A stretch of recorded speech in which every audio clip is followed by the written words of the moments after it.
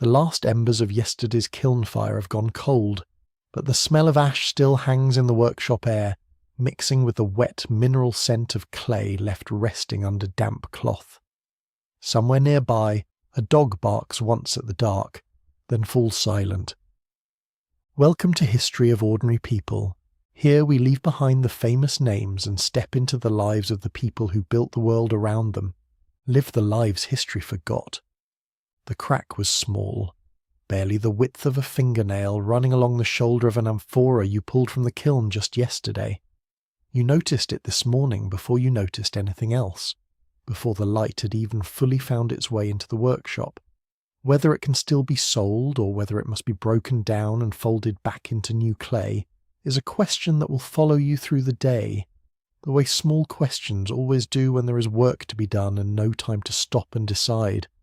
You wake in the grey hour before dawn, the kind of half-light that makes the ceiling beams look like they're still deciding whether to exist. The house is quiet except for the low sound of someone moving in the next room, feet against packed earth, the soft clatter of a jar being set down. You lie still for a moment, feeling the ache that has settled into your shoulders from yesterday's work at the wheel, a dull soreness that has become as familiar as your own name.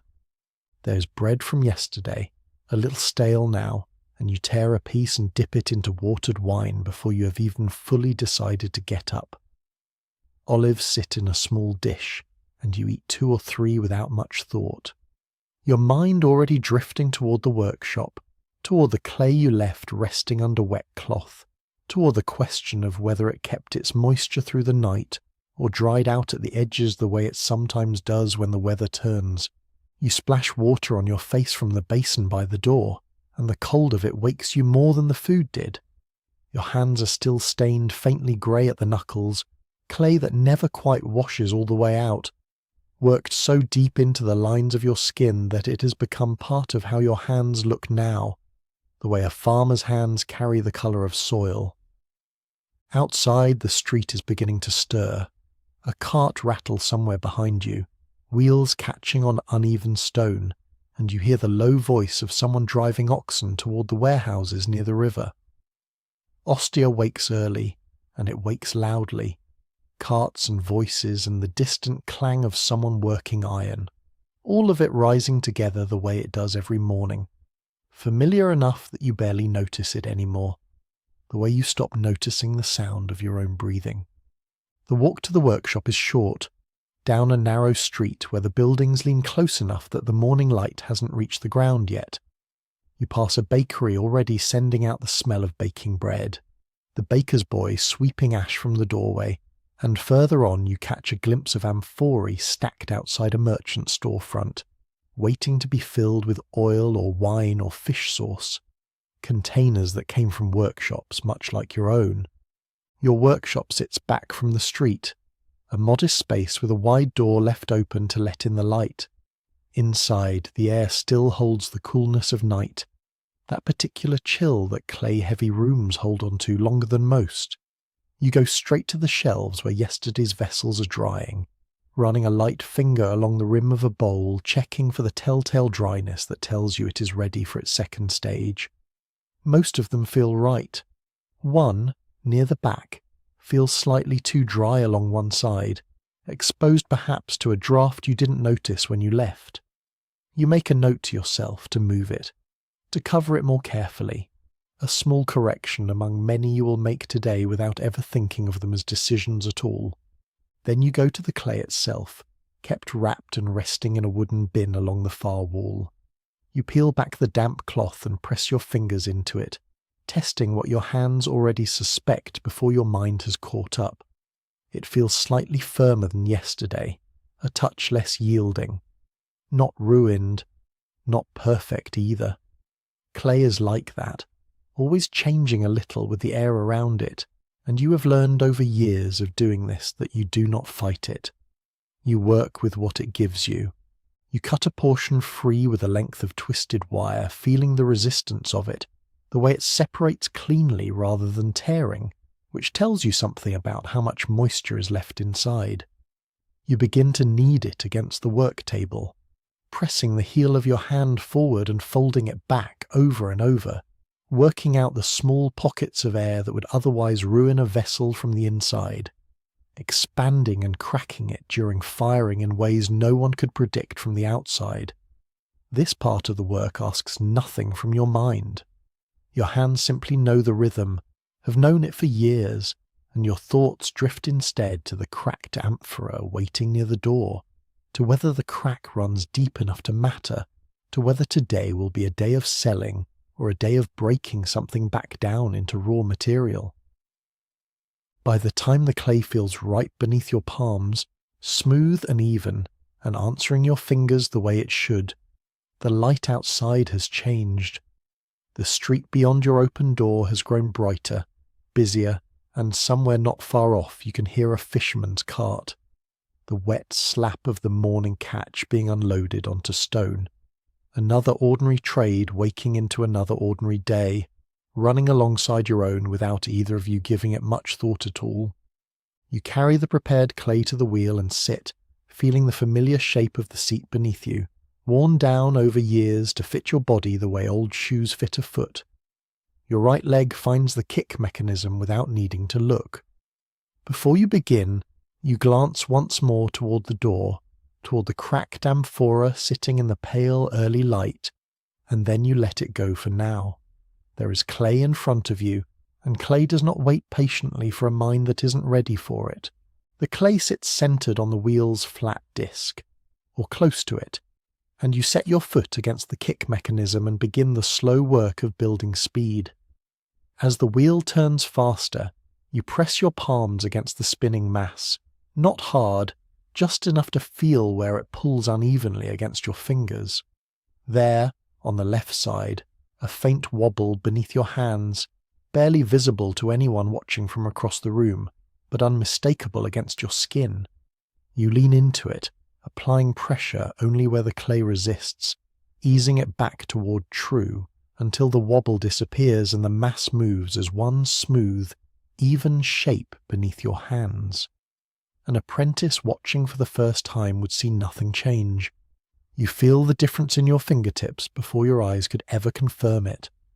Only once it sits true do you open the center, pressing your thumbs down into the mass, then drawing the walls upward, slow and even. You have learned that the temptation is always to hurry this part, to force the clay upward with strength, and you have learned just as clearly that strength is usually the wrong answer. A slight inward pressure from two fingers, held steady as the wheel turns beneath them, does more than a firm push ever could. Push too hard and the wall thins unevenly, weakens in one place while staying thick in another, and no amount of correction afterward will fully undo it. You keep your touch light, adjusting by fractions, and the wall rises evenly, a cup taking shape from what was, moments ago, a shapeless lump resting in a wooden bin. Not every vessel agrees to become what you intend. Partway through, shaping a second piece, you feel something shift beneath your fingers, a softness in the clay's resistance that tells you, before any crack appears, that this one will not hold. You do not wait to see it happen. You collapse the wall back down into itself with two decisive motions, folding the failure back into a workable lump, rather than letting it become a lesson in patience.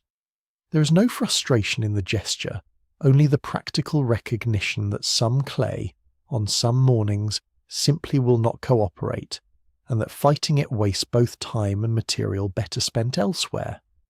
A voice interrupts the rhythm, familiar and unhurried. Your apprentice has arrived, sweeping ash from near the kiln door, glancing over now and then to see what shape is rising on the wheel. He asks, as he often does, how you knew the second piece would fail before it did. You tell him only that it felt wrong, which is true, though it is not really an answer, not one that could be taught in a single morning.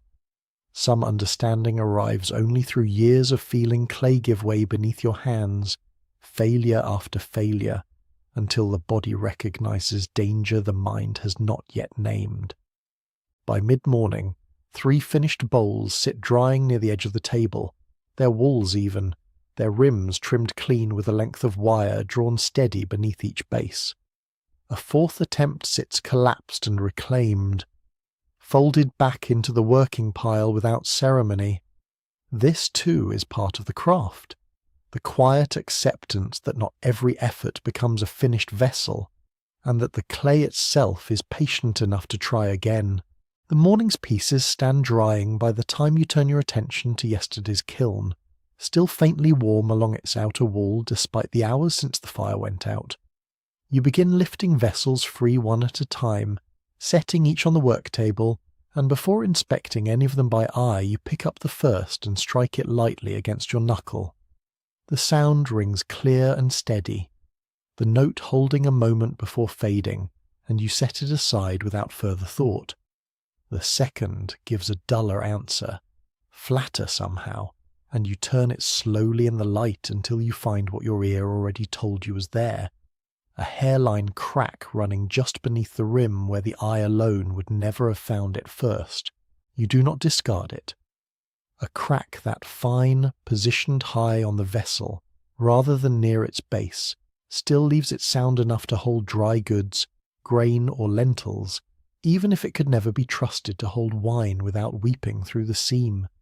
You set it apart from the others, in the pile bound for ordinary households rather than the merchants who will inspect their amphorae more carefully before loading them onto a waiting ship.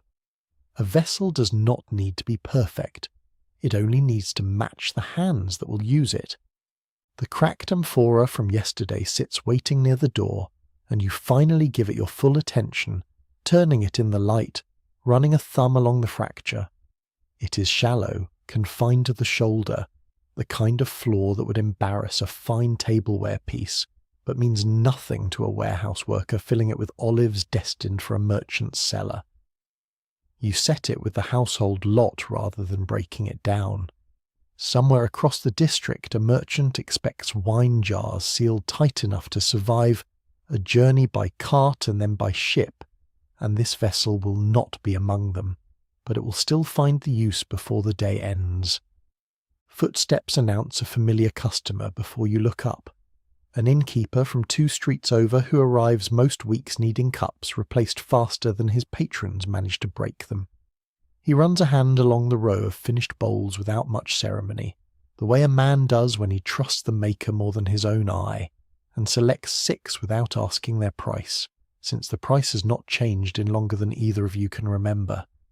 You wrap them loosely in cloth and set them into his basket, and he is gone again almost as quickly as he arrived, back toward a kitchen that will have them chipped and stained within a season.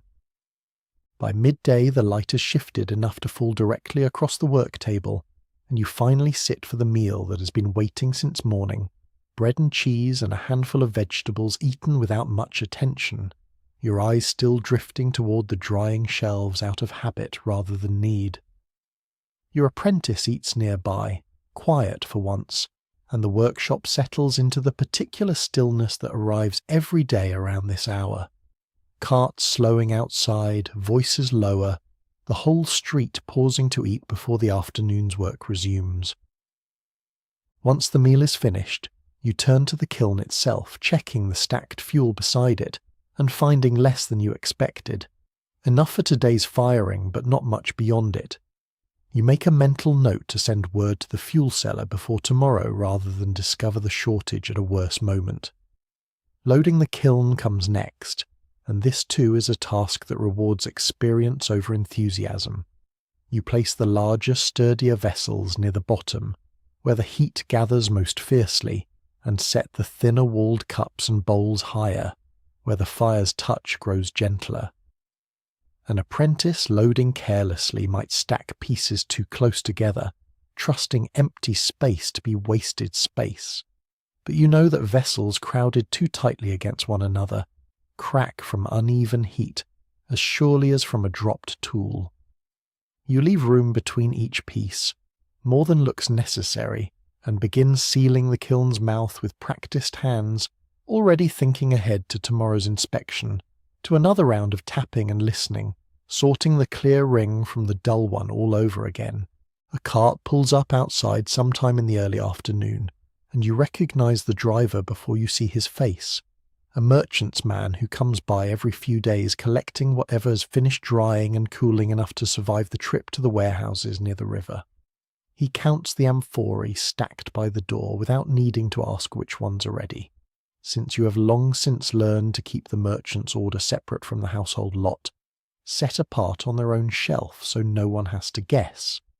6 today, narrow-necked and deep-bellied, shaped specifically for oil rather than wine, a distinction the merchant was particular about when he first placed the order weeks ago. You explain nothing to the driver. He loads what he came for, exchanges a few coins counted from a cloth pouch, and is gone again toward the docks, where the vessels will likely be filled and loaded onto a ship before the week is finished. With the shelf now empty, you use the space to reorganize what remains, moving yesterday's drying bowls forward where the air moves more freely, and pushing this morning's newer pieces toward the back, where they will be protected a while longer from the open door. It is a small adjustment, the kind no one else would think to make, but crowded shelves dry unevenly, and a workshop run without attention to such details produces more waste than one run with it. Your apprentice carries a tray of smaller cups toward the far wall at your direction, and between the two of you the room slowly regains its order, everything returned to a place that makes sense for tomorrow's work rather than simply today's convenience. Clouds have thickened somewhat outside, enough that you glance up from the shelves and reconsider the vessels left uncovered nearer the door. A sudden shift toward damp air can slow the drying of a piece already nearly finished, or worse, cause a fine crack to open along a wall that seemed stable only that morning. You move without much urgency, laying damp cloth back over the more vulnerable pieces, leaving the sturdier amphorae exposed a while longer since their thicker walls forgive a change in weather more easily than a thin-walled cup ever could. A knock at the doorframe announces a household customer this time, an older woman from a few streets over who needs a new set of storage jars, her old ones cracked beyond repair after years of use. You ask a few practical questions, how much oil she intends to store, whether she needs a lid or simply a wide mouth for scooping, and from her answers you already know which shape from the shelf will suit her better than the one she initially points toward. She takes your suggestion without argument, trusting your judgment the way most of your customers do, and leaves with 3 jars wrapped carefully against her chest. Later, as the afternoon wears on, your son arrives from wherever he has spent his morning and settles into the routine without needing instruction, sorting through the recycled clay scraps left over from the day's failures, kneading them back into a workable mass for tomorrow. It is simple work, suited to someone still learning, but it matters all the same, since a workshop that wastes its clay finds itself short when the next delivery is still days away. You watch him work for a moment before returning to your own task, checking the fuel once more against tomorrow's planned firing, already thinking ahead to what the next day will require, more clay prepared, more space cleared, another quiet day of ordinary supply continuing without pause. As the light outside begins to shift toward evening, you start the last round of the day, sweeping loose clay dust from the work table and returning tools to their places along the shelf, the wire cutter beside the ribs, the sponges set to dry near the window. Your son helps without needing to be told, gathering the last of the day's scraps into the recycling bin, and between the two of you the workshop slowly returns to stillness. The remaining clay gets wrapped carefully in damp cloth and set back into its wooden bin, protected against the night air so it will still answer your hands properly come morning. You check the kiln once more, banking the last of its embers low and covering the mouth to hold what warmth remains, enough to make tomorrow's firing easier without risking anything through the night. The shelves stand orderly now, this morning's cups beside yesterday's bowls, the merchant's completed order already gone toward the docks, the household jars already resting in a stranger's kitchen across the district. You glance once toward the door before leaving, at the empty space where the amphorae stood only hours ago, and think briefly of the ship that will carry them out past the harbour before the week is through. Somewhere tonight an innkeeper is pouring wine into one of your cups without a second thought, and somewhere a fisherman's catch may already be resting inside a jar shaped by your own hands weeks before. The walk home is short and unhurried, the street quieter now, lamps beginning to glow faintly behind a few doorways. Your family gathers for a simple meal, bread and stew, little conversation needed after a day already full of it, and the ache in your shoulders settles into something familiar rather than unwelcome. The honest weight of work completed. Tomorrow the kiln will need reloading, and the clay will need testing again, its moisture never quite the same 2 days running. But that is tomorrow's work, waiting patiently the way it always does. Tonight, the city sleeps unaware that its bread bowls, its oil jars, its wine cups were shaped today by hands stained grey with clay, ready long before anyone wakes to need them. Thank you for joining me for another journey into the past. If you enjoyed today's episode, be sure to follow the show so you never miss another ordinary life. Until next time, remember, every road, loaf of bread, fishing net, workshop, and home was built by hands history rarely recorded. This has been History of Ordinary People. Live the lives history forgot.